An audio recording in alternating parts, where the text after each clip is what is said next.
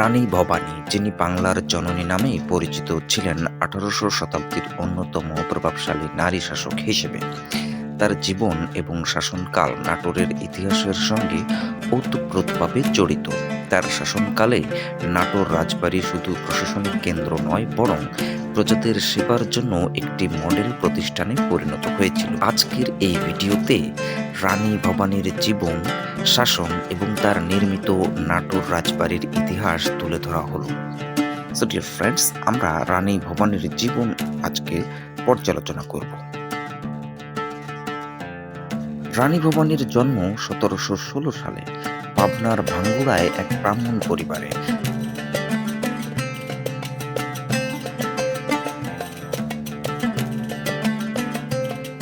ছোটবেলায় রানী ভবানী অত্যন্ত মেধাবী ছিলেন এবং দৃঢ়চেতা ছিলেন।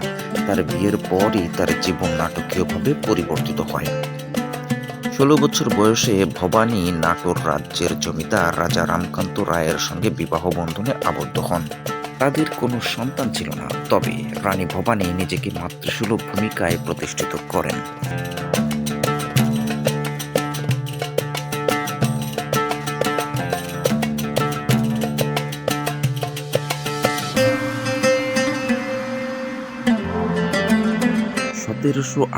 সালে রাজা রামকান্ত রায়ের মৃত্যুর পর রানী ভবানী নাটোর রাজ্যের শাসনভার গ্রহণ করেন।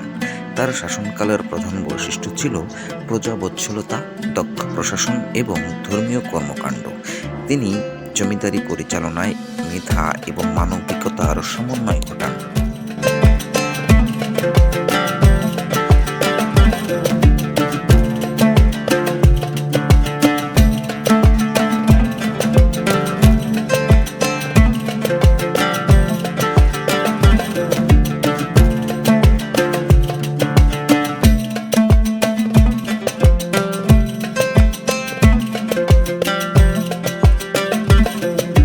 রানী ভবানী ছিলেন দক্ষ প্রশাসক।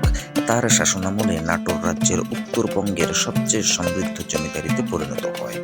তিনি প্রজাদের জন্য কর কমিয়েছিলেন এবং চাষের জন্য উন্নত সেচ ব্যবস্থা চালু করেছিলেন।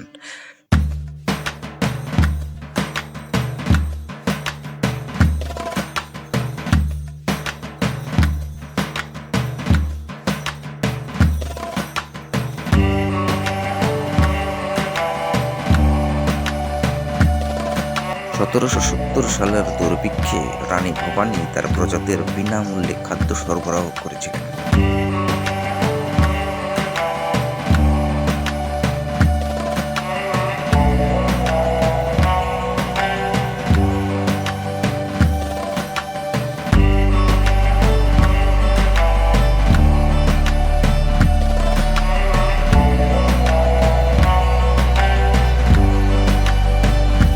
রাস্তা, ব্রিজ এবং জলাশয় নির্মাণ করেন, যা স্থানীয় জনগণের জীবনযাত্রাকে সহজতর করেছিল।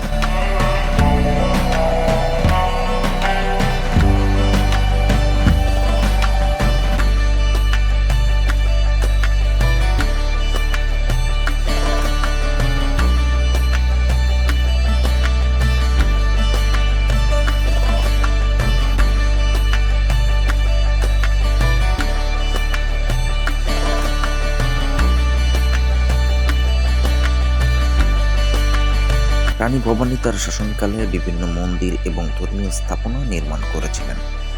দিনাজপুরের কান্তজির মন্দির নির্মাণে তিনি গুরুত্বপূর্ণ ভূমিকা রাখেন। কলকাতার দক্ষিণেশ্বর কালী মন্দিরের স্থাপনায় তার আর্থিক সহায়তা ছিল। বিধবা ও দরিদ্রদের সহায়তায় তিনি নারীদের জন্য বিভিন্ন কল্যাণমূলক কাজ করেছিলেন। রানী ভবানী ব্রিটিশ ইস্ট ইন্ডিয়া কোম্পানির সঙ্গে সুসম্পর্ক বজায় রাখার চেষ্টা করেছিলেন, যদিও ব্রিটিশরা তার জমিদারি দখলের চেষ্টা করেছিল। তার কৌশলী রাজনীতির কারণে তারা সফল হতে পারে। নাটোরের রাজবাড়ি নির্মাণ করেছিলেন রানী ভবানীর শ্বশুর রামমোহন রায়।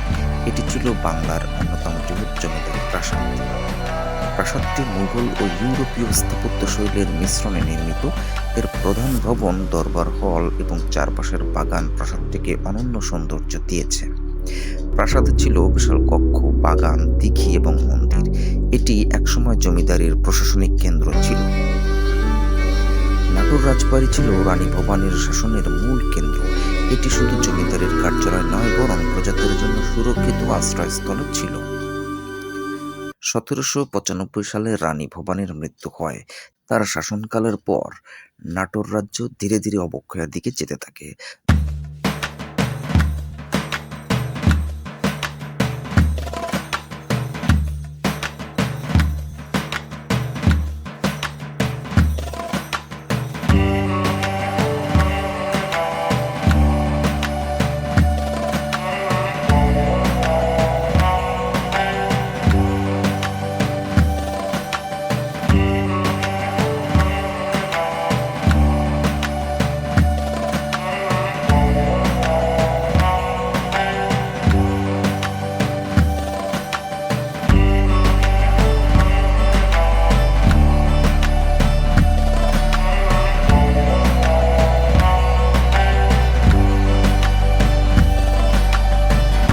ব্রিটিশ শাসনের সময় জমিদারির ক্ষমতা সীমিত হয়ে যায় এবং জমিদারি ব্যবস্থার অবসানের সঙ্গে এটি সম্পূর্ণ বিলুপ্ত হয়। রানী ভবানী শুধু একজন জমিদার ছিলেন না, তিনি ছিলেন বাংলার নারীদের একটি অনুপ্রেরণা। তার শাসনকাল সামাজিক ন্যায় বিচার, প্রজাদের কল্যাণ এবং ধর্মীয় উন্নয়নের জন্য স্মরণীয়। নাটোরের রানী ভবানী তার জীবন ও কর্মের মধ্য দিয়ে বাংলার ইতিহাসে অমর হয়ে আছেন। তার স্থাপিত নাটোর রাজবাড়ি এবং বিভিন্ন অবকাঠামো আজও তার শাসনকালের সাক্ষ্য বহন করে। নাটোরের রাজবাড়ি শুধু একটি স্থাপত্য নয়, এটি বাংলার এক সোনালী অধ্যায়ের প্রতীক।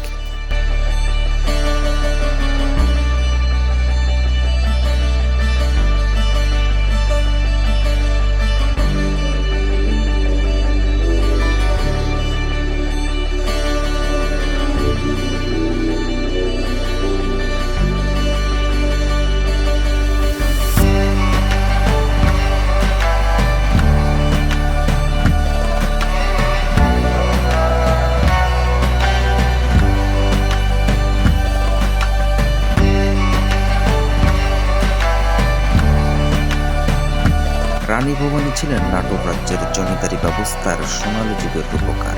তার মৃত্যু ১৭৯৫ পরবর্তী সময়ে জমিদারি পরিচালনার দায়িত্ব তার উত্তরাধিকারীদের হাতে চলে যায়। তবে তারা রানী ভবানীর মতো দক্ষ প্রশাসক ছিলেন না।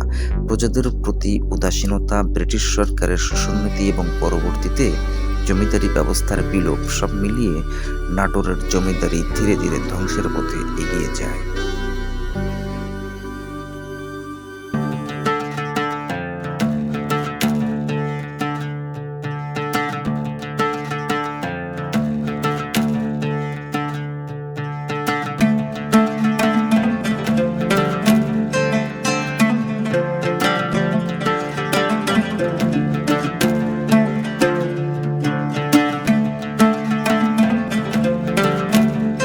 রানী ভবানীর শাসনকালে নাটোর জমিদারি ছিল সমৃদ্ধশালী, প্রজাবৎসল এবং প্রশাসনিকভাবে সুশৃঙ্খল। তবে তার মৃত্যুর পর উত্তরাধিকাররা এই ঐতিহ্য ধরে রাখতে ব্যর্থ হন।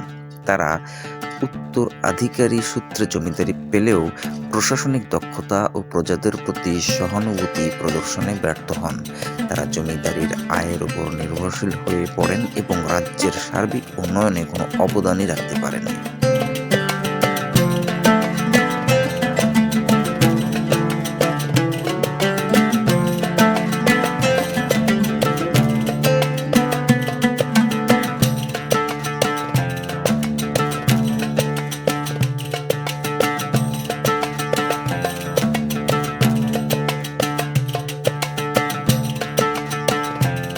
জমিদারি রাজস্বের অর্থ তারা ব্যক্তিগত বিলাসিতায় ব্যয় করতেন, ফলে জমিদারি অর্থনৈতিকভাবে দুর্বল হয়ে পড়ে। ব্রিটিশ সরকারের সঙ্গে সম্পর্ক বজায় রাখার ক্ষেত্রে তারা রানী ভবানীর মতো কৌশলী ছিলেন না। রানী ভবানীর সময় জমিদারের প্রতি প্রজাদের আস্থা ছিল, তবে তার উত্তরাধিকারীরা প্রজাদের প্রতি একই রকম মনোভাব দেখাতে ব্যর্থ হন। করের বোঝা বৃদ্ধি, জমির মালিকানা নিয়ে বিতর্ক এবং কৃষকদের শোষণ প্রজাদের মধ্যে জমিদারদের প্রতি ক্ষোভ বাড়িয়ে তোলে।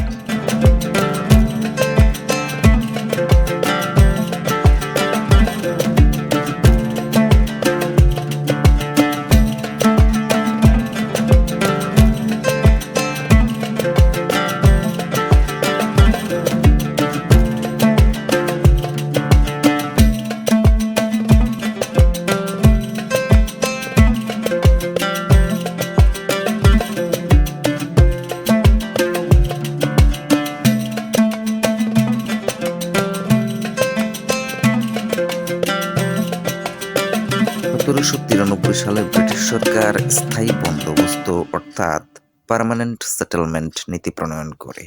এর আওতায় জমিদারদের নির্দিষ্ট রাজস্ব দেওয়ার বাধ্যবাধকতা আরোপ করা হয়। জমিদারদের বছরে নির্ধারিত পরিমাণ রাজস্ব ব্রিটিশ সরকারকে প্রদান করতে হতো, যা তারা প্রজাদের ওপর কর আরোপের মাধ্যমে আদায় করত। যদি কোনো জমিদার নির্ধারিত রাজস্ব পরিশোধে ব্যর্থ হতেন, তবে তার জমিদারি বাজেয়াপ্ত করা হতো। স্থায়ী বন্দোবস্তের কারণে জমিদাররা তাদের প্রয়োজনীয় রাজস্ব সংগ্রহে প্রজাদের উপর চাপ প্রয়োগ করতে বাধ্য হতেন। প্রজাদের উপর উচ্চ হারে কর আরোপ করা হতো, কর দিতে ব্যর্থ হলে তাদের জমি কেড়ে নেওয়া হতো। অনেক ক্ষেত্রে প্রজাদের কর আদায়ের জন্য শারীরিক নির্যাতন চালানো হতো। এজন্য রানী ভবানীর বাড়িতে রাজবাড়িতে একটা ইন্দারা স্থাপন করা হয়েছিল, যেটায় প্রজাদের শাস্তি দেওয়া হতো, অর্থাৎ সেখানে ফাঁসিতে ঝুলিয়ে প্রজাদেরকে হত্যা করা হতো। দুর্ভিক্ষের সময়ও কর আদায়। ১৭৭০ সালের মহাদুর্ভিক্ষের পর ব্রিটিশ সরকার ও জমিদাররা কর আদায় বন্ধ করেননি, যা প্রজাদের দুঃখ দুর্দশা আরও বাড়িয়ে তুলেছিল। ব্রিটিশ সরকার জমিদারদের তাদের শোষণ প্রক্রিয়ায় অংশীদার হিসেবে ব্যবহার করত। জমিদাররা ব্রিটিশদের রাজস্ব প্রদান করলেও তাদের প্রশাসনিক স্বাধীনতা ক্রমশ কমে যায়। উত্তরাধিকারীদের অপশাসন এবং ব্রিটিশ শাসনের ফলে নাটোর জমিদারি অর্থনৈতিকভাবে দুর্বল হয়ে পড়ে। জমিদারি আয় কমতে থাকে এবং জমিদারদের কর দেওয়ার সামর্থ্য ক্ষীণ হয়ে যায়। জমিদারির অভ্যন্তরীণ দ্বন্দ্ব এবং দুর্নীতি রাজ্য পরিচালনাকে ব্যর্থতার দিকে ঠেলে দেয়।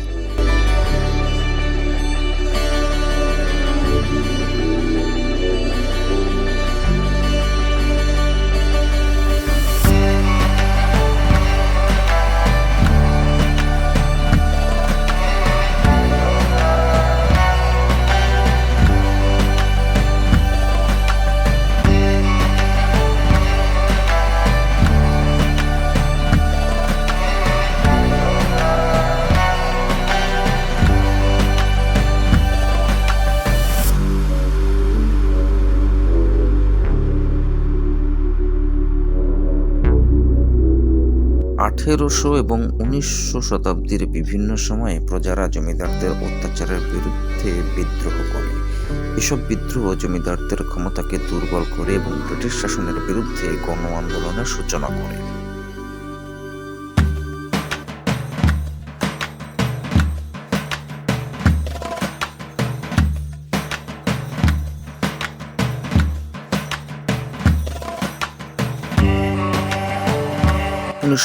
সালে পাকিস্তান সরকার জমিদারি বিলোপ আইন প্রণয়ন করে, যা জমিদারি প্রথার চূড়ান্ত অবসান ঘটায়। জমিদারদের জমি অধিগ্রহণ করে সরকার প্রজাদের মাঝে বিতরণ করে। জমিদাররা তাদের রাজনৈতিক ও সামাজিক ক্ষমতা হারায়। নাটোর রাজবাড়ি সরকারি সম্পত্তিতে পরিণত হয় এবং প্রাসাদের একটি অংশ পর্যটন কেন্দ্র হিসেবে ব্যবহৃত হয়।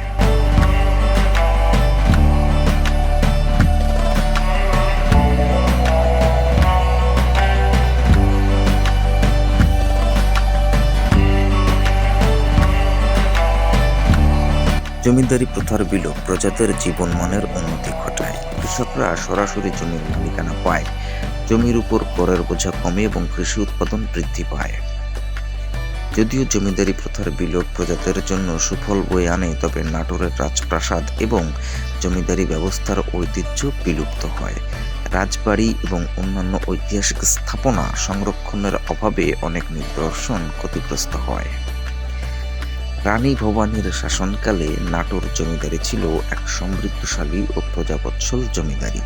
তার মৃত্যুর পর উত্তরাধিকারীদের ব্যর্থতা, ব্রিটিশ সরকারের শোষণ এবং প্রজাদের দুর্দশা জমিদারি ব্যবস্থার পতনের মূল কারণ হয়ে দাঁড়ায়।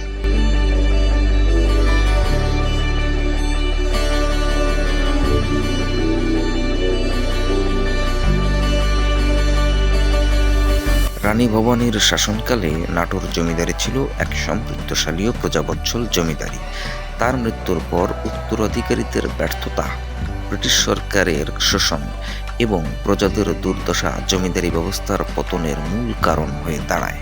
১৯৫০ সালে জমিদারি প্রথার বিলোপ নাটোর জমিদারি ইতিহাসের একটি গুরুত্বপূর্ণ অধ্যায়ের সমাপ্তি ঘটায়। তবে রানী ভবানীর জীবন ও তার শাসনকালের কীর্তি বাংলার ইতিহাসে চিরস্মরণীয় হয়ে থাকবে আজীবন। ডিয়ার ফ্রেন্ডস, যদি ভিডিওটি আপনাদের ভালো লেগে থাকে তাহলে অবশ্যই ভিডিওটিতে একটি লাইক করবেন আর চ্যানেলটিকে সাবস্ক্রাইব করতে ভুলবেন না। আর অবশ্যই কমেন্ট করে আপনাদের মতামত জানাবেন। দেখা হচ্ছে নতুন কোনো ভিডিওতে। সে পর্যন্ত সবাই ভালো থাকবেন, সুস্থ থাকবেন। ধন্যবাদ।